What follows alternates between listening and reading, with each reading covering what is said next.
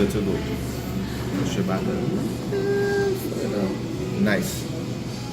Sales Something else. as a profession, small hiatus. April was a bad month. April was a bad month. We had no activity other than this one month of April. But do you commit to be more consistent? Of course. Shake hands in it? Shake hands on it. Consistency. Of course. You have some surprises coming up. Matthew, you have a surprise coming up. You definitely need to be involved in that too. Simon Matthew. Yes. So don't mind the glare on the Facebook Live, folks, because I know that's just the sun. It's where we're located, but Instagram is looking good, and then we'll post some better quality videos on the feed. So, episode 6, folks. Perfectionists lose. So let me give you the rundown. So I'm actually helping a company do their sales and stuff. So I'm just giving them a little handout after work and stuff. And they had a new rep, and the purpose of the new rep is to go out, get new business, service the existing accounts, and basically grow the business. So we sat down with the individual. We said, hey, this is the plan. Please give us your input in terms of what you can do based on your abilities. The person gave us their feedback. We said, great. We then shared the plan and worked out on a whiteboard. Okay, so based on what we all agreed to, not just our opinion, your opinion, all three persons. So everybody had input. Right, this was Monday. So Tuesday, we did this. Wednesday, you do this. Thursday, we do this. Friday, you do this. Right. Everybody in agreement? Great. Tuesday morning come, nada. Nothing. Nothing done. Nothing. I called to find out what's going on.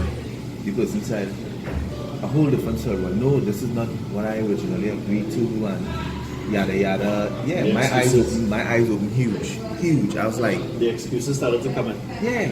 So I was like, All the you know, reasons as to and I have to I see you need to build the database on what I have, and to build the database, you know, will take a little while because I want to get it perfect. And I said, hold a second, bro.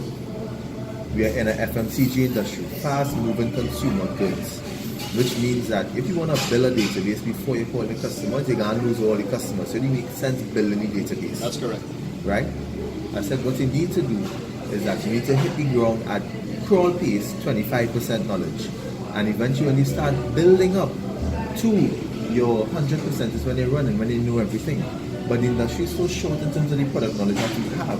You don't really need to like be 100% in order to start. No, you don't. Some industries you do, yeah. This specific case is that we're in an FMCG industry. It's a fast-moving product. You need to be very, very responsive to your clients.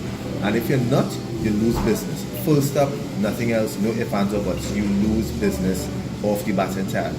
And I think that's what a lot of persons don't realize, which gets me upset. And I'd add to this, just like how you said, some industries you do. Most of the industries that I've worked with and the people that we've hired, even though we hired them at different levels and different areas of expertise with certifications, Yep. they're still not ready at 100%. But they have to hit the ground running. You have to hit the ground running because at the end of the day, time is of essence. It's true. Time is of essence, guys. So I honestly was a bit upset because I'm like, but we agreed to this.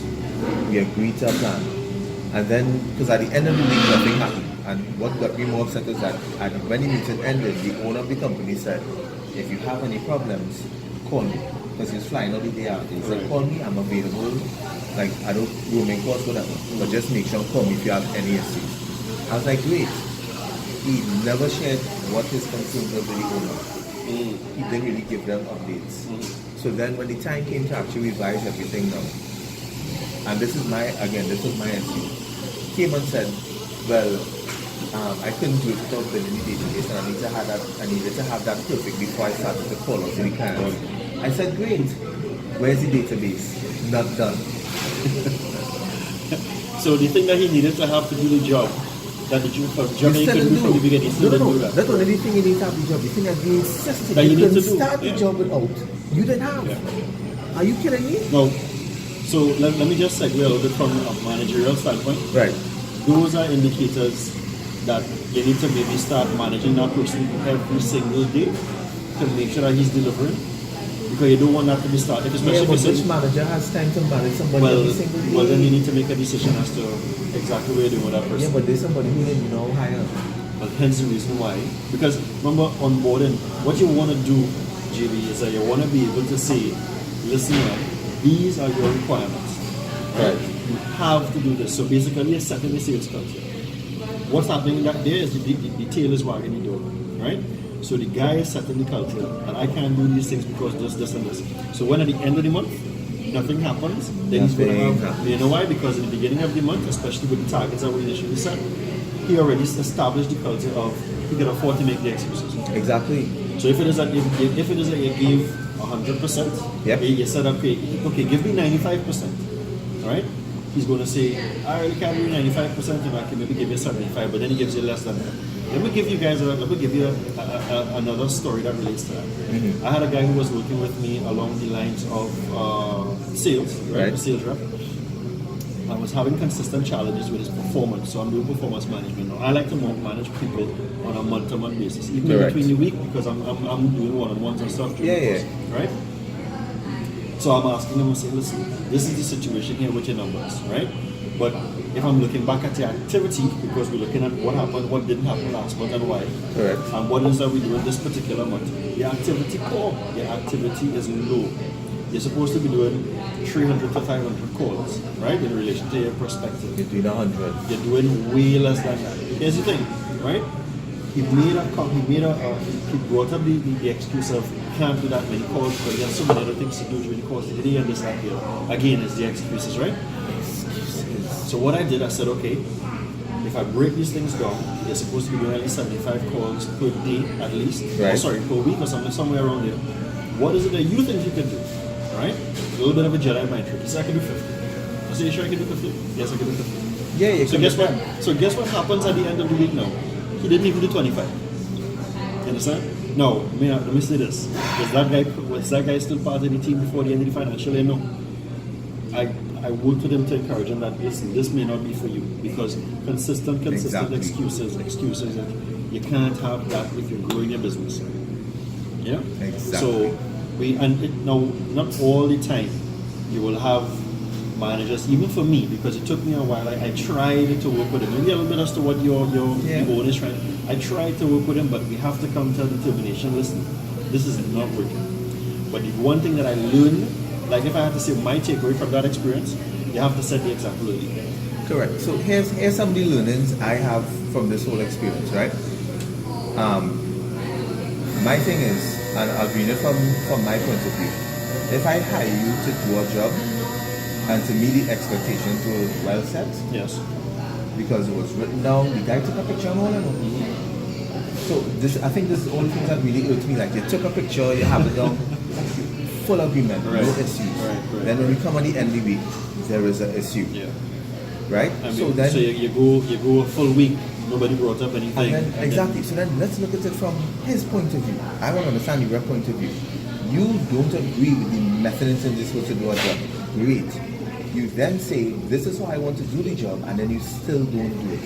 So to me, I have an issue because if you were the rep, I would have actually said, you know what, Jared, I didn't agree with that, but you know what, I built out the database. Here it is. It isn't finished yet. Right. Here's the database, and I was actually able to accomplish this, which still ties back into the goal. None of that was done. Yeah. None. Yeah, if you would have at least done something to say, all right, I couldn't get this part of the job done because this was lacking, but guess what? To fill that gap, this is what I did to make sure so that come next week you can just hit the ground running. It means that you would have identified a gap, fill the gap so that you can achieve your job, you can do your job better. Correct. Right? So again, that's taking initiative in terms of solving a problem. Right? Yep. Any manager or owner would appreciate stuff like that, but at the end of the day, to identify that you have a gap and still not even try to fix the gap and use the gap as an excuse again, that's not working. Correct. So just shouting out to sincerely Nazina, she was just asking, what skills do you believe a sales rep should have? So I've always said this. Number one, once you're going into any company working for them, you need to have a belief in their product and service, that their product and service benefits the customer. Now notice I said you don't need to believe in the product because it might sound weird to say you might work for a cigarette company and you don't smoke cigarettes, right? My dad did. He was the engineer who managed all the machines. He worked for the company. He believed in what the company did. You could work for a juice company, a soft drink company. You know that the product provide refreshment to the clients. Right. But you don't necessarily drink it. That doesn't mean you don't believe in what it does. Exactly. That's a big difference. But you need to have that belief in order for you to do anything. So to me, I think where it immediately fell short is that I think you needed, for the rep, you needed to understand what your role was. If it wasn't clear, you needed to express it.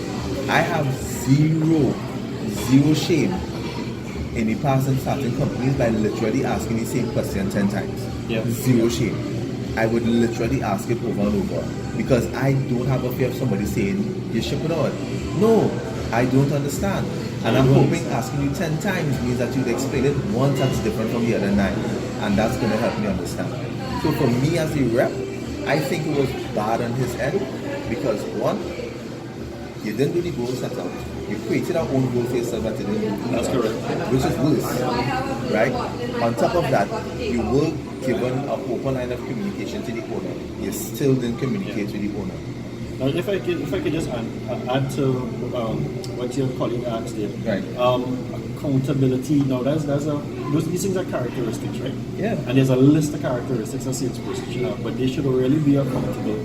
They should really be driven, right? In terms of, listen, company, and they should have a clear understanding as to, as you said, the company's goals. Must have a clear understanding. Must have a clear understanding of the company's goals. And if you have any issue with that, you bounce.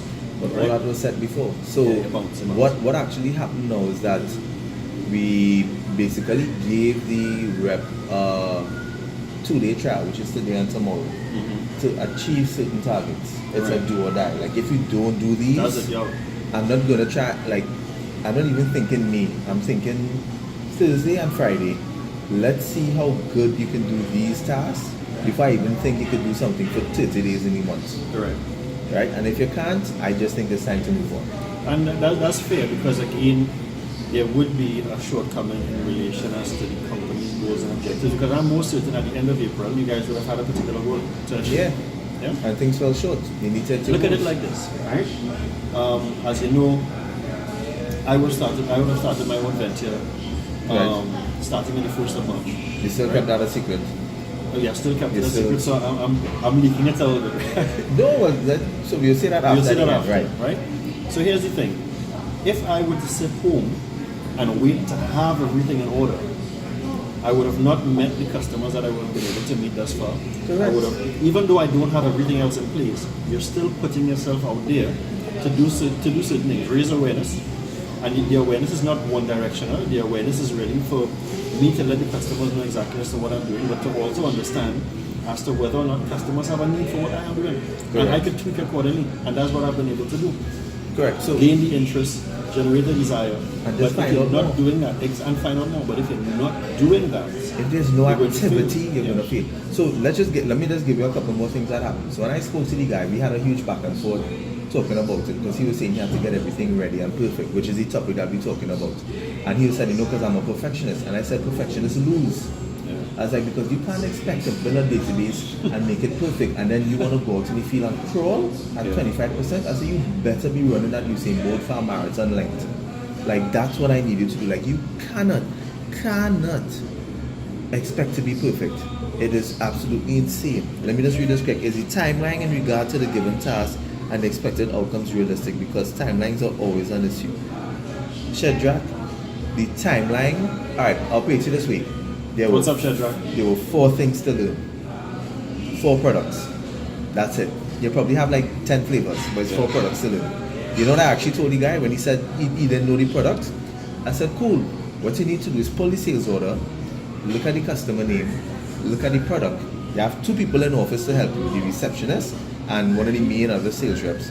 Ask them, hey Linda, what is this? What's this about? Linda would explain to me what the product is and then make the call to the client. Because nothing is wrong with not knowing a product knowledge. Because you know why? You don't say I don't know, you know. You can actually say I don't know, but you need to follow it up with this key phrase. Let me find out and I'll get back to you. That's it. Let me give another example. Yeah. The last organization that I was with, we hired someone in January, right? Now this person, even from when I was doing the interview with them, they struck me as a go-getter. Right. When she came in, she literally hit the ground running. Meaning, there was a wealth of technique. As a matter of fact, within the interview, she said, listen, technology is going to be a challenge for me, Right. And I just have to coach her accordingly as to where to start in terms of understanding certain things. Right. Other than that, though, she was out every day, or she made it at least 3 times on the week on the field, and 2 days studying Lovely. stuff. She set her own expectations for herself, even though I gave her a list of things that she needs to be doing. So again, And she did those objectives. and she did it. As a matter of fact, there were even instances where because of the list of things that I had to do within the organization, I was behind. So she would call me, she said, "Linda, I get your stuff as yet." You see? You understand? No, I prefer that. I prefer where a rep is saying to me, "Hey, I need to get this stuff to go and do what I have to do." Exactly. You understand? She took the initiative, created her own flyers. Again, not even knowing, I just guided her as to what fits in the company's advertising parameters and what doesn't. But again, that is taking the initiative to say, listen, I'm not going to sit down and wait I'm not to have waiting anymore. everything. I'm not going to sit down 30 days of my first month just killing time, just trying to get into all the information. And this role is commissionable. I want to make money. So Shadrach, understand, every job has a timeline before you start losing business when you bring on a rep. Because remember, when you bring somebody, you have an onboarding, you have an orientation, but at the end of the day, you have to look at the fact that you're investing money into a person who's not bringing in revenue for you. There is a timeline always involved. And the timeline for this individual was set because, again, you can literally learn the product in 30 minutes. And that's exactly And if it's that simple, there's no excuse. 30 minutes and you learn the product. 30 minutes flat out. So I just think from a rep perspective, that to me is failure. Yeah, those are bad characteristics. Right? You can't have an excuse every time. Have an excuse, but a solution. You must have a solution. Hey guys, I don't agree with this, but can we try what you're saying like this? Like, is that an option? And we didn't get any of those. What we got is just excuses, no action, no word, lost the sales. Yeah. So, and that's, I mean, any entrepreneur on the Instagram Live or on Facebook would understand that it is extremely important for every organization. Now, you mentioned that it's an investment. Companies would eventually start looking at that as an expense, as a matter of fact, from month one, because I have to pay you X amount of dollars. Yeah. Based upon however that commission structure is set up, if there's a base that's attached to it at the same time, Correct. you need to be able to get back your return, and you need to forecast when that return is going to be coming back in time. 100% agree. Yeah. So all those things. So you have to keep that in mind too. Yeah, you have to always make sure that you understand your value to the company, what it is that you're doing, because you're either giving or taking it, and in most instances, sometimes these guys they take. Yeah. So The return is never the same. So I just think for me, some of the learnings from this now is that I actually want to go even more in depth in terms of what I agree to with someone, which is the advice I gave you guys. You have to go more in depth. We literally did the gentleman's thing with everything when we shook hands. Shook hands on it. So for me, I didn't need to sign a contract. I'm old school. If I shake your hand, I take that as a That's what contract. we're doing. Right? But I think from now we literally need to write it out for business seats in different forms just to make sure we get a commitment, because what I kept saying at the end of the day was that you don't understand.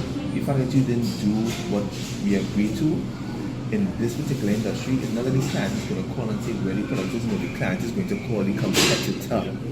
Yeah. You don't want that. You don't want anybody calling competitor. You want to make sure your clients call you all the time, because it's that easy in the FMC industry to lose your customer database. Really, really easy. So that was just my frustration for it. That completely upset me. Because I just couldn't fathom how you could still not do anything, even though you commit to something else. Yeah. And let me make a plug in relation to the management side of things. Right. I just wrote an article on Sunday that spoke about losing a deal because of metrics. Right. Right? If it is not written, it cannot be managed. So that's why what you're saying is very, very important. It must be written and have a weighting against it. So if I give you 10 things, and to do the 10 things, always add a weighting to say this is the most important, this is the second most important, this is the third most important, and this is the rest in terms of It is very, very important. As a matter of fact, one of the persons... It sets a clear direction. Even when I'm meeting a customer, I would normally ask the customer, okay, so you're asking for these particular things, or you want to achieve these certain things. Why is that so important to you? Thank you. You understand? And what happens if you don't achieve it? Exactly. Again, those metrics, those simple questions are not just from a consultant to client, but even within your management structure for dealing with your team. Correct. Yeah. So they need to understand why those things are important. So if you're in sales, and I wouldn't even say in sales, if you're an entrepreneur and everything too as well, I'm telling you, take my advice. Perfectionists lose. Actually, no, let's go to the first story. When Lyndon and I decided to do this Facebook Live, YouTube and stuff, Lyndon was like, oh, well, we need to we need to do so and so. And I said, no, stop. Start one time. I said, no. I said, let's do something different. I said, let's pick a date. So let's just say if today is April 26th, we starting a podcast, then let's work backward. Because if we start thinking about all the things we need, then we would never, ever get it off the ground. That's correct. And that applies to everything. That's correct. So, yes, I understand there's certain things that are critical, and if you do it, it's going to fail. By the end of the day, if you keep trying to wait for perfectionism, and you literally at 80% or 75%, and you want to get to 99, you're going to fail. And to add to that, I would recommend the book by Chris Gardner that says, start where you're at. Thank you. Yeah, don't wait to have everything else in order. Just start now. But what you need to do too as well, guys, is that when you start, you have to be willing to put yourself in a mind frame to adjust very, very quickly. It's sideways, Jamila, because my head is big, Lyndon's head is average size, so to fit everybody into the frame, we have to turn like, watch, let me show you quick. Watch. If it's like this, like you only seen is Lyndon's shoulder. So you have to play it sideways, but I'm sure everybody's happy with this. I'm sure that's another issue. But as we keep saying, guys, like, don't wait for perfection. No. Just start. I promise you, just start. Yeah. And you'll learn along the way, be able to make your adjustments. And when you learn, you're still not going to get it perfect. And actually, here's the reference we're going to end it with. Because I know we want to keep it a 20-25 minute mark. Here's the reference. Let's call football. Cristiano Ronaldo. American football. Tom Brady. All right. Federer. Tennis. LeBron James. Yep. Basketball. Right? These are all Usain top Bolt, athletes. sprinter. Usain Bolt. Marshall Montano. Yeah. All top athletes. But if you ask them how often they train, it's consistent. All the time. Yeah. Because they know they'll never get perfect, but they're going to keep trying and getting closer. But the point is, exactly, Jamila, you get better by doing. Yeah. You don't get better by theorizing and writing and practicing. No, you get better by just opening the floodgates and just let it happen. So sometimes it makes sense to just jump in the pool. Start from the shallow end though, right? Don't start in the deep end. Don't the deep end. Unless you know you can handle it. If you think that you can handle it, the next time you start from the deep end. Based upon where does it go?